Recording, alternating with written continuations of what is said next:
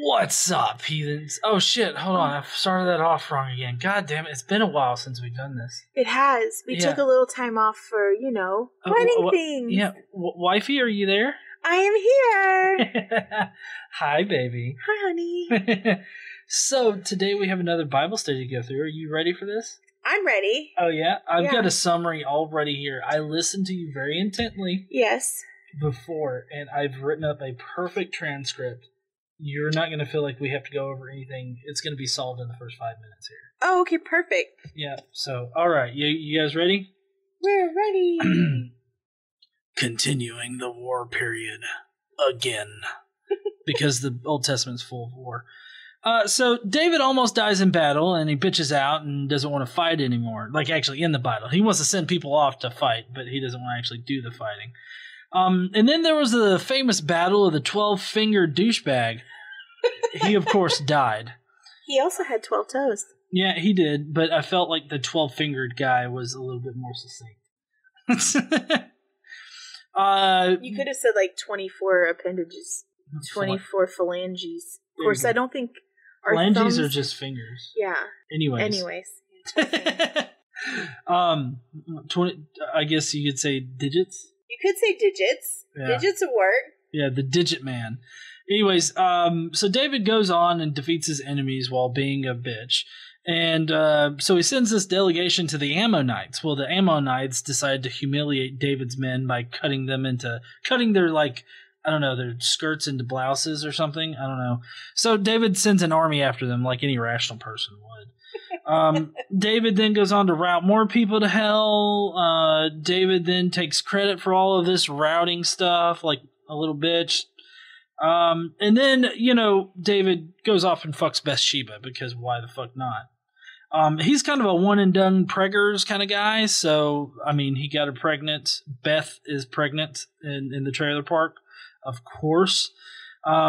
David tried to fix the situation by having Beth's husband, yeah. Although, she did fuck the king, but anyways, husband to come back, but he was kind of stubborn, so of course David has to kill him. And David totally cucks Uriah after he's dead by marrying his girl, his wife. And this starts the circle of cuckage.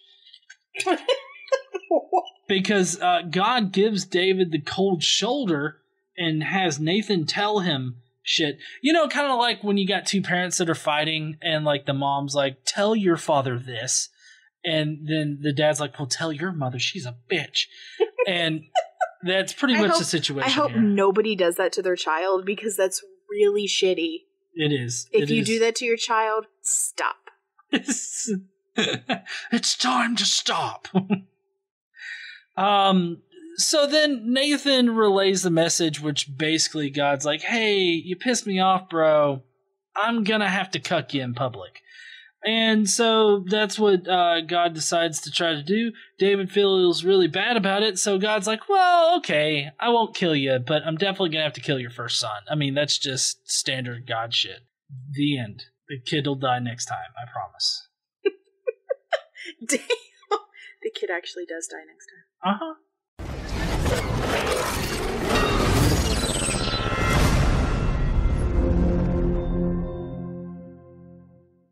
Oh, what's up, heathens? How y'all doing? Hey, welcome to day 100. Yay, it's taken so long to get here. I know.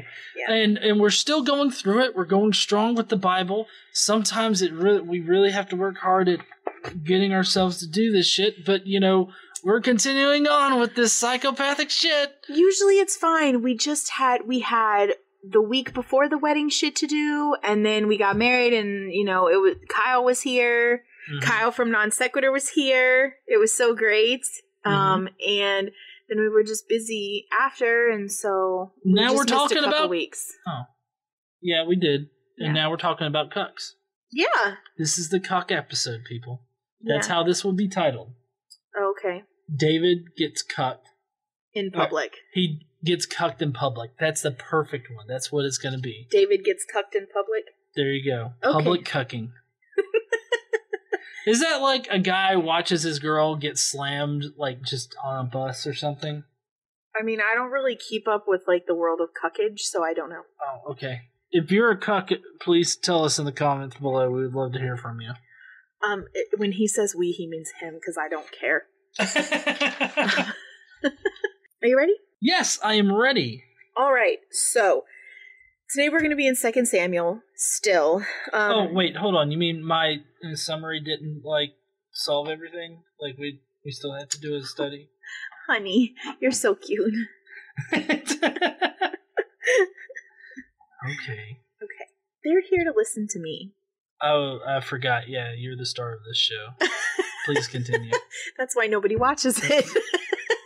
No, I mean, I feel like we got a good number of people to watch. Yeah. And I mean, to be honest, this is a very niche kind of thing. It is. It's definitely not as marketable as dumbass flat earth stuff or, you know. Dumbass diamond and sapphire or silk whatever. Yeah. Anyway.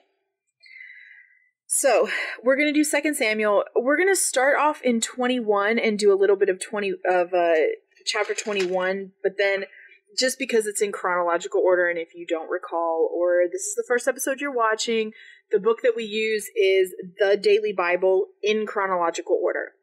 Okay? Right, and if this is the first day you're watching, you have 99 other days to watch. Yes, so go back and start at episode 1. Day 1. Start there. Actually, that was a pretty good one. Yeah. Like the beginning ones in Genesis early on, I really enjoyed those. Yeah, we actually mathematically calculated what a fuck ton of water was. We did. That was fun. And that was on the Noah's Ark one. Yeah. So. Okay. So we're going to start off in 2 Samuel 21. There's a little bit of Chronicles mixed in here, but then we're going to go to Samuel 10, then have 11 and 12. And I think that's where we end up today in 12. And there's a few Psalms in here. I'm not going to read them, but I'll tell you what they are as we go through. Yeah, so get out your digital Bibles, follow along in today's lesson, and I hope you feel like shit for it. What? I mean, that's generally what the Bible says. You feel like shit for doing human things. Oh, yeah, you don't need to feel like shit because all this is made up and crazy. All right? You ready? Once again, there was a battle between the Philistines and Israel. Fucking surprise. Of course there was a battle. David went down with his men to fight against the Philistines, and he became exhausted. And Ishbi-Benob, one of the descendants of Rapha, whose bronze spearhead weighed 300 shekels, and who was armed with 300 shekels, by the way, in case you didn't know, is about 7.5 pounds or 3.5 kilograms. Oh, okay. And he was armed with a new sword. And this guy said he was going to kill David, but Abishai, son of Zeruiah,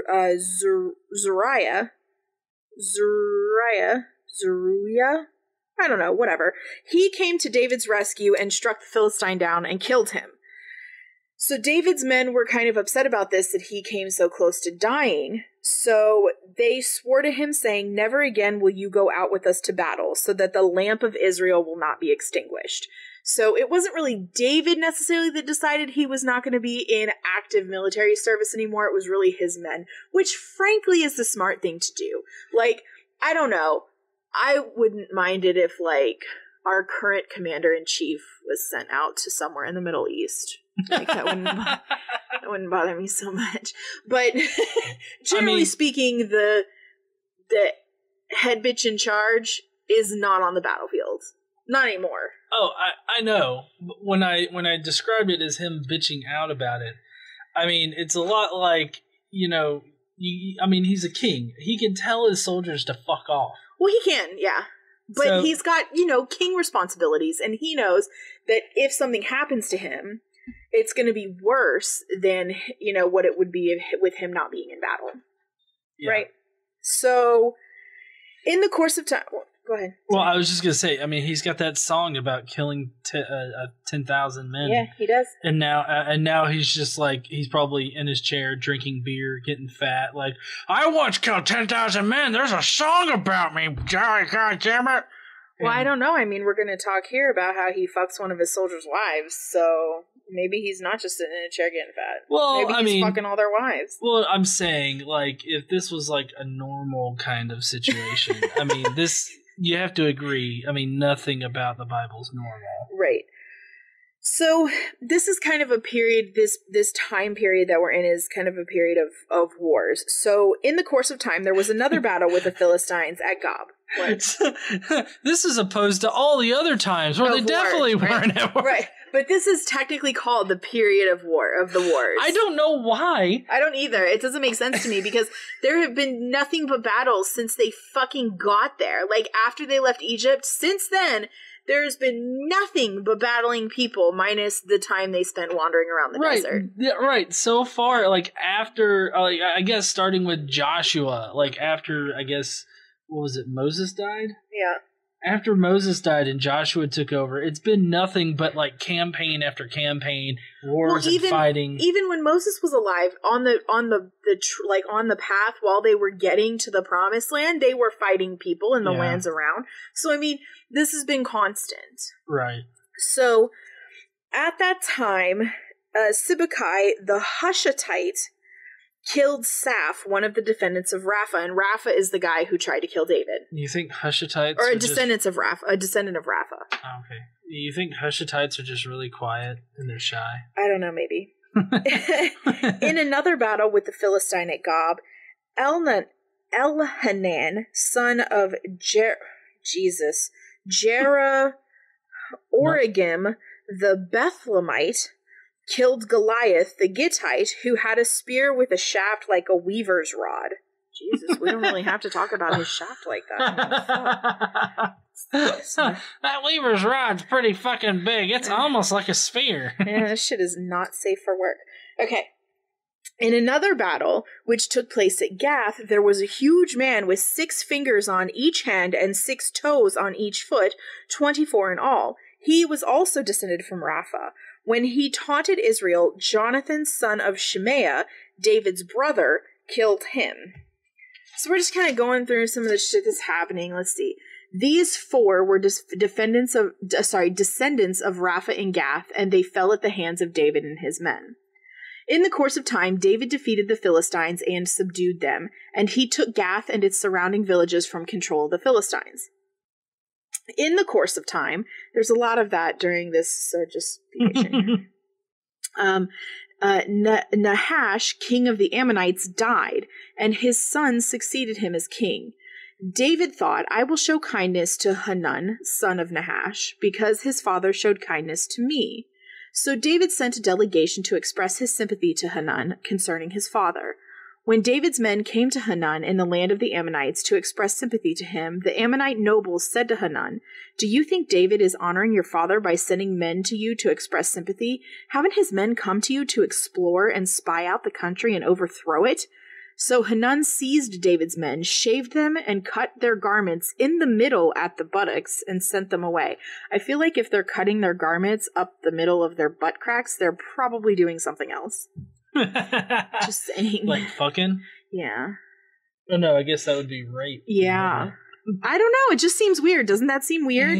Cut their garments in the middle at the buttocks and sent them away. They just want their asses hanging out? Yes. Ain't no rape in the Bible. Yeah. It's not the first time.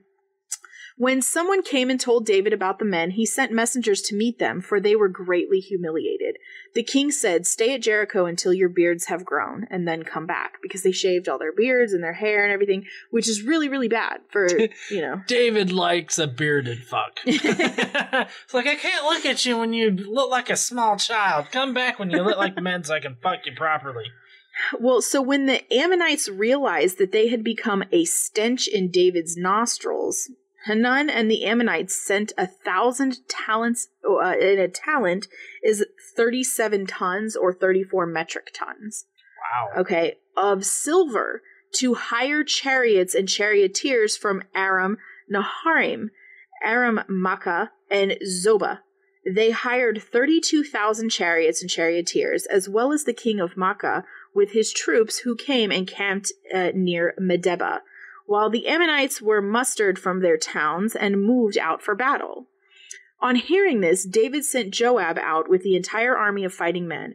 The Ammonites came out and drew up in battle formation at the entrance to their city, while the kings who had come were by themselves in the open country.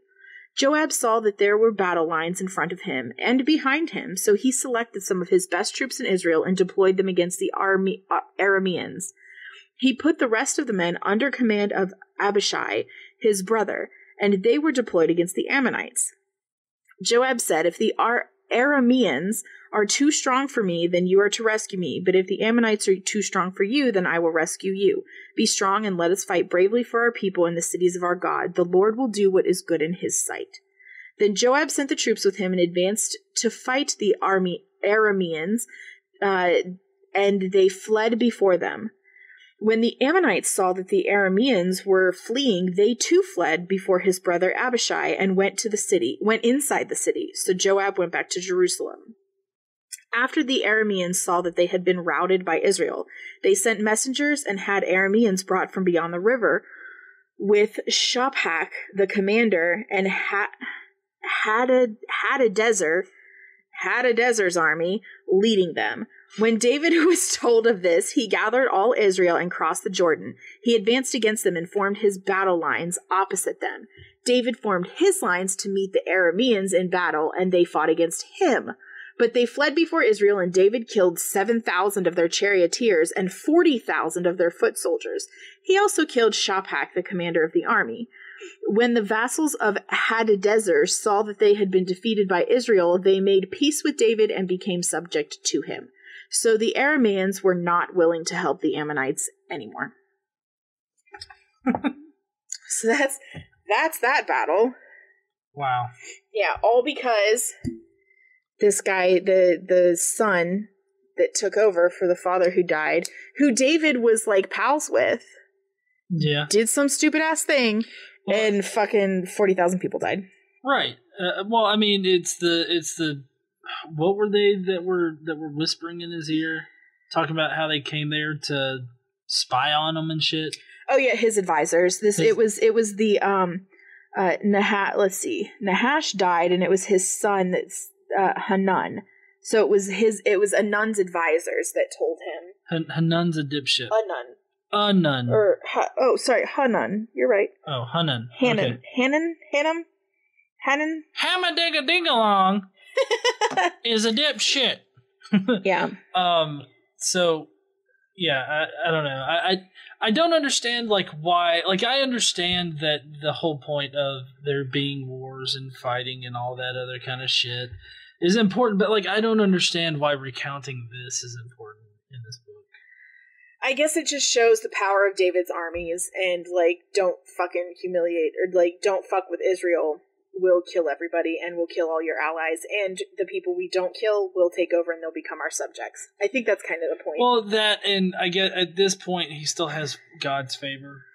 Yes. So I mean, I guess it's also like another show of like, oh, God favors me, or I'm in God's favor, so that's why shit works out in my favor. Yeah. Well, so I sucked that God's dick, so I'm getting the special treatment. Well, so here's what's interesting. When there's a psalm that goes along with this, that David prays for restoration, because Joab returned and he struck down 12,000 Edomites in the Valley of Salt, and there was just more war. So, like, they needed to, like, chillax and restore and whatever. So David prays for restoration. It's Psalm 60. If you want to know about it, you can go read Psalm 60. So, in the spring, at the time when the kings go off to war, because that's what you do in the spring. I mean, that's what I do in the spring, honey. I leave with my battle garments on, and I'm just like, I'm going to go out there and conquer some new land there, honey. Yeah, see, because you're getting ready to go off to war, that's why I ordered you a batleth. The fuck is a batleth? It's that, Is it like a batarang? No. That would be cool as shit. No, you have to see this. It's the thing that the Klingons use. That thing. Sword arched, like... You said Klingon. I know what you're talking about now. A batleth. That would be cool. Can we actually order one of those? I mean, you can. Yeah, you can. We could mount it. I mean, we could mount it where that picture of a tree is. What? We are not mounting a batleth over the couch. Are you insane? That's an oil painting, and it's beautiful. I said it was pretty. It is, and it's not being replaced by a batleth. I don't know. You don't seem like a Trekkie to me. I have a tattoo. I know, honey. I'm just messing with you. How does David go to fuck things up now? Okay, so Joab went out. David sent Joab out with his men and the whole Israelite army in the spring, right? You know, when kings go to war. And they destroyed the Ammonites and besieged Rabbah, but David remained in Jerusalem. So I guess... You know why, honey? Because God is good all the time. And all the time. God is good. Woo! All right. So one evening, we're in Samuel chapter 11 now, just for anybody, or 2 Samuel chapter 11, so anybody who's following along. One evening, David got up from his bed and walked around on the roof of the palace, because that's a normal thing to do. From the roof, he saw a woman bathing. The woman was very beautiful, and David sent someone to find out about her. The man said, "Isn't that Bathsheba, the daughter of Eliam and the wife of Uriah the Hittite?" Then David sent messengers to get her. She came to him and he slept with her. She had purified herself from uncleanliness. Or uncleanness. Because she had just gotten off her period? I'm not really sure. Then she went back home. The woman conceived and sent word to David saying, "I am pregnant." That's got to be the worst messenger to come. It's like, oh, wait, which one was Bathsheba? Yeah. Yeah. But, I mean, also, I feel like the whole rooftop thing was missing, like, an actual depiction of what happened. Because it's like, it should have read that, and David went up to the roof, and he saw a woman bathing. After he finished, he told somebody to go get her. So he sent David sent word to Joab, "Send me Uriah the Hittite," and Joab sent him to David. When Uriah came to him, David asked him how Joab was, how the soldiers were, and how the war was going. Then David said to Uriah, "Go down to your house and wash your feet." So Uriah left the palace, and a gift from the king was sent after him. But Uriah slept at the entrance to the palace with all his master's servants and did not go down to his house. When David was told Uriah did not go home, he asked him, "Haven't you just come from a distance? Why didn't you go home?" Uriah said to David, "The ark and Israel and Judah are staying in tents, and my master Joab and my lord's men are camped in the open fields. How could I go to my house and eat and drink and lie with my wife? As surely as you live, I will not do such a thing." So, like, he's right there at home where he could go fuck his wife, who he hasn't seen, and he's like, "No, I'm not gonna do that," because he's fucking dumb. So then David said to him, "Stay here one more day, and tomorrow I will send you back." So Uriah remained in Jerusalem that day and the next. At David's invitation, he ate and drank with him, and David made him drunk. But in the evening, Uriah went out to sleep on the mat among his master's servants, and he did not go home. In the morning, David wrote a letter to Joab and sent it with Uriah. In it, he wrote, "Put Uriah in the front line where the fighting is fiercest. Then withdraw from him, so he will be struck down and die." So while Joab had the city under siege, he put Uriah at a place where he knew the strongest defenders were. When the men of the city came out and fought against Joab, some of the men in David's army fell. Moreover, Uriah the Hittite died. Yep, of course, because David's a shit. Yeah. Joab sent David a full account of the battle. He instructed the messenger, "When you have finished giving the king the account of battle, get the king's anger may flare up, and he may ask you, 'Why did you get so close to the city to fight? Didn't you know they would shoot arrows from the wall? Who killed Abimelech, son of Jerub-Besheth? Didn't a woman throw an upper millstone from him on the wall, from the wall, so that he died in Thebez? Why did you get so close to the wall? If he asks you this, then say to him, also, your servant Uriah the Hittite is dead.'" So I've got to act like I'm mad and pissed off at you, but all you got to do is explain that Uriah's dead, and then it'll be fine. So the messenger set out, and when he arrived, he told David everything Joab had sent him to say. The messenger said to David, "The men overpowered us and came out against us in the open, but we drove them back to the entrance of the city gate. Then the archers shot arrows at your servant from the wall, and some of the king's men died. Moreover, your servant Uriah the Hittite is dead." He was like, "Oh, okay, then it's not so bad. It's an okay loss." Well, so David told the messenger, "Say this to Joab. Don't let this upset you. The sword devours one as well as another. Press the attack against the city and destroy it. Say this to encourage Joab. It's like, oh, whatever. He died. Somebody else died. Somebody's gonna die. It ain't gonna be me because I'm staying in the fucking Jerusalem. I mean, honestly, to hear that play out, I mean, it seems so fake. Because, like, he's like, why did you get so close? And it's like, well, we drove him back to the wall, and then Uriah died. And, oh, Uriah died. Well, you know, don't get happens. Upset about this. It's okay. I mean, you know, just go in there and slaughter them all. I mean, just don't worry about it. Well, so when Uriah's wife heard that her husband was dead, she mourned for him. After the time of mourning was over, David had her brought to his house, and she became his wife and bore him a son. But the thing David had done displeased the Lord. Of course God was displeased. But, so this is David's what, like third or fourth wife? Yeah, I can't remember. He's got a few. Yeah, he's got 7. He had 7 before, right? Okay, 8th wife. Yeah, I think he has 8. So it's like this. God's fine with polygamy, but don't cuck a man after he's dead. Okay, that's the line, all right? But actually, it's not really, well, it wasn't after he was dead, because, I mean, he slept with his wife before and then had him killed, which was... Well, yeah, well, I mean, he cucked him while he was alive, but behind his back. Mm-hmm. And then he cucked him after he's dead because, like... He married his wife. Yeah, he took his wife. Yeah. But he had him killed. Yeah, I know. I mean, it's the worst kind of cuckery you can do. No offense out there, cucks. Hey, you do you. And somebody else does your wife. Oh my God. Are you ready? Are you ready to move on? You guys, she could scream Kool-Aid right now and it would totally work. Because she's red in the face. Anyways. Yeah, whatever. Anyway, are you ready? Yeah. The Lord sent Nathan to David, and Nathan, if you remember, is like the prophet, the one who has like dreams, and God tells him shit to tell David. So this has happened before. When he came to him, he said, there were 2 men in a certain town, one rich and the other poor.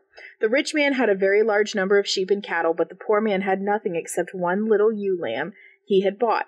He raised it, and it grew up with him and his children. He shared his food, drank from his cup, and even slept in his arms. It was like a daughter to him. Now, a traveler came to the rich man, but the rich man refrained from taking one of his own sheep or cattle to prepare a meal for the traveler who had come to him. Instead, he took the ewe lamb that belonged to the poor man and prepared it for the one who had come to him. David burned with anger against the man and said to Nathan, as surely as the Lord lives, the man who did this deserves to die. He must pay for that lamb 4 times over, because he did such a thing, and had no pity. Then Nathan said to David, you are the man. This is what the Lord, the God of Israel, says. I anointed you. What? Oh, it's symbolism. Yeah. Oh! Are you mind fucked over there? It's like getting mind fucked with literary devices. God of Israel says, I anointed you king over Israel, and I delivered you from the hands of Saul. I gave your master's house to you, and your master's wives into your arms. I gave you the house of Israel and Judah, and if all of this had been too little, I would have given you even more. Why did you despise the word of the Lord by doing what is evil in his eyes? You struck down Uriah the Hittite with the sword and took his wife to be your own. You killed him with the sword of the Ammonites. Now, therefore, the sword will never depart from your house, because you despised me and took the wife of Uriah the Hittite to be your own. This is what the Lord says, out of your own household I am going to bring calamity upon you. Before your very eyes I will take your wives and give them to one who is close to you, and he will lie with your wives in broad daylight. You did it in secret, but I will do this thing in broad daylight before all Israel. I just imagine it now. Just the next morning, David looks out. He's like, "Is that wife number 3 out there fucking one of my henchmen? God damn it! It's right in the square of the city." Mm-hmm. Yeah. Then David said to Nathan, "I have sinned against the Lord." Now, David knows he did something wrong. Right? He's pretty upset about it. Mm-hmm. And there's a psalm that goes along with this. It's a prayer of forgiveness. And is it called Crocodile Tears? Because I feel like that's a representative. No, he talks about knowing his transgressions and asks for mercy and whatever. It's Psalm 51 if you would like to read it. You're more than welcome to. It also asks God to cleanse him and give him a pure heart and whatever. And so David is going to continue to mourn and pray. Nathan replied, "The Lord has taken away your sin." Okay, so the prayer and shit is working, right? Mm-hmm. And Nathan tells David, "You are not going to die. But because by doing this you have made the enemies of the Lord show utter contempt. The son born to you will die." Ooh. So the son that he had with Uriah's wife Bathsheba. Now, tell me, how good is this of God to levy this? Because I just want everybody to imagine right now. Let's say some guy insults you on the bus. Mm-hmm. Right? I don't know. He acts like a baboon and shows his ass at you. Okay. And so you're like, oh, okay, I'm not going to kill you, but I will murder your fucking son. Yeah, it's crazy. It is. Like, it's legit. Basically, that's shooting a small kid on a bus after a guy shows his ass off at you. It's very strange. It's weird. It is. It's really fucking weird. And now everybody's thinking about a guy bent over showing his ass off while he's mad.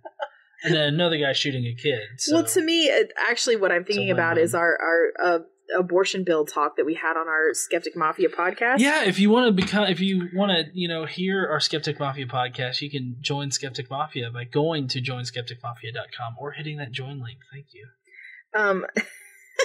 Are you done? Yeah, I'm done chilling. So it made me think about that because it's like, all life is precious, but you fucked up, so I'm going to kill your kid. Like, what the fuck? Like, how is that any kind of rational response? And this is like the book that they use to like get their morals from.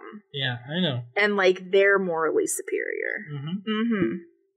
Okay. After Nathan had gone home, the Lord struck the child that Uriah's wife had borne to David, and he became ill. David pleaded with God for the child. He fasted and went into his house and spent the nights lying on the ground. The elders of his household stood beside him to get him up from the ground, but he refused, and he would not eat any food with them. And that's actually the end of today's. I know it's like right in the middle of the story, but like, do you want to go on and do this part right here where the kid dies? No, you gotta listen next time in order to hear the kid dying in agony because his dad's a dipshit. Yeah, the kid dies.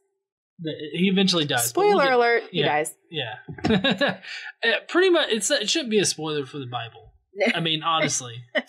Well, yeah. Everybody fucking dies. Everybody fucks up, and everybody pisses God off, and everybody dies because they piss God off. Yeah. Like, that's pretty much, if you want to summarize everything in the Old Testament, guy pisses off God, God pisses on guy, and in a Russian hotel. Oh, boy. So, next week, we already talked about what we're going to talk about first. Obviously, we're going to talk about a kid. We've got some more fighting, some more capturing of cities, more groups of people falling to David. We've got the Damascus is subjugated to Israel. We've got other cities other groups of people submitting their allegiance to David. We've got plunder. We've got chiefs of the mighty men. They're going to talk about chiefs of mighty men, and there's a whole bunch of like shit they talk about men. It's a big long list of like mighty men. I really don't understand this particular reading. But anyway, that's what we're going to do next week. We're going to talk about mighty men. Okay. Mighty men in tights. I don't know that they wore tights. They did in Robin Hood. Okay, this is not Robin Hood. Robin Hood's such a better story, though. No, I totally agree with you. But that's what's happening next week on the Daily Bible Podcast. I hope that you guys can join us. Like I said before, Skeptic Mafia, you have a podcast waiting for you, so I hope that you'll go and you'll listen to that. As for you other heathens out there, why aren't you a mafioso yet? No. I just need to know. Mafia. Let's do it. Come on. You get access to all the cool emojis and everything. Yes, the emojis. When do we get a new emoji? I'm currently working on a couple ideas. Like, okay. It's been thrown around. Like, I want to do a fail whale. Yeah. One. But there's also been a request for like a NASA facepalm oven mitt. Oh, like the NASA oven mitt that we got at the Rocket Center? Yeah. Yeah. So people have been kind of wanting that, so I've been tossing that idea around. I like both of those ideas. Yeah, those are pretty good ideas. Mm-hmm. The only way that we can get more of these emojis is for more people to become Skeptic Mafia members. Yeah, because the more people we have, the more emojis we're allowed to make. Yeah. Mm-hmm. So become a Skeptic Mafia member so that we can get these emojis put in there. And I guess that's it for today, right? Yeah, don't forget to stand up and use your voice. Bye, heathens. Bye, y'all.